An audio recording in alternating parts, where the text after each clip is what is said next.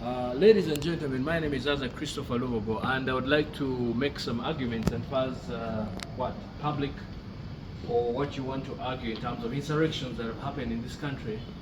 That some would argue and say maybe they're right. Yes, we can argue as per the law that the law is very clear.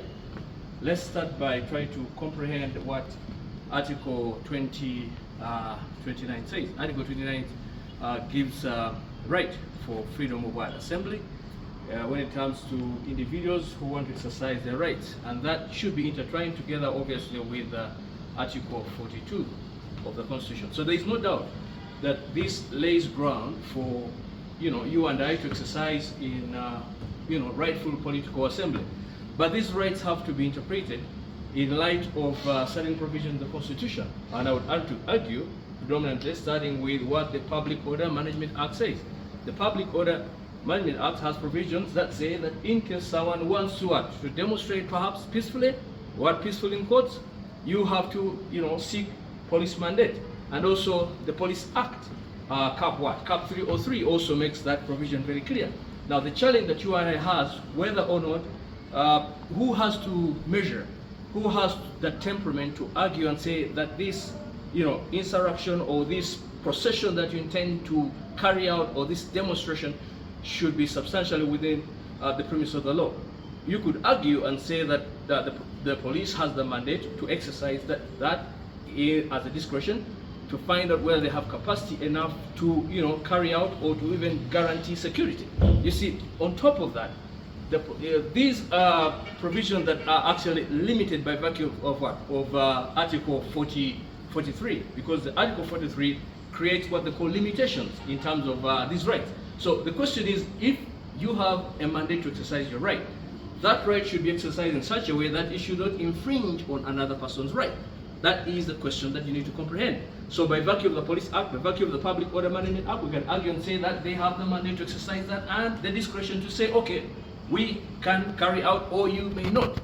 But then the other question is, there are also premises under which even as you exercise these, they are provided for. We have what you call derogable rights and non-derogable rights. Now, non-derogable rights are those that are substantially important and they cannot be tampered with, even by virtue of the fact that they are inherent, if I may use that word.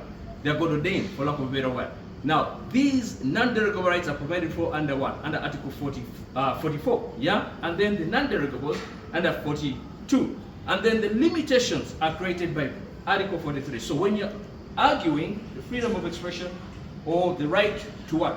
To exercise your mandate, political mandate, you have to interpret Article 29 in lieu of what?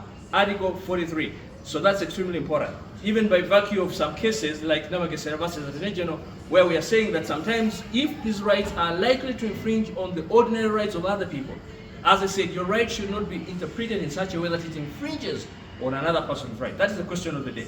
Now, some would argue and say, yes, we know that the Police Act has mandate, but then how about instances where we see the army on the streets? Now, we would argue by virtue of the UPDF Act, yeah, that, for example, Section 208, subsection 2, provides that the army or the UPDF can actually exercise that mandate by what? Having people or carrying out, acts that ordinarily protect, institutions or even questions of liberty. If the liberty of the majority is at stake, then these individuals may be called upon to exercise that mandate. But even in pursuance of this, even in pursuance of what the police is doing, even in pursuance of the army, what the army is doing, this has temperaments under which it should follow. Number one, is it, for example, necessary in terms of what they're doing? Number two, is it proportionate? Is the force that they're using proportionate?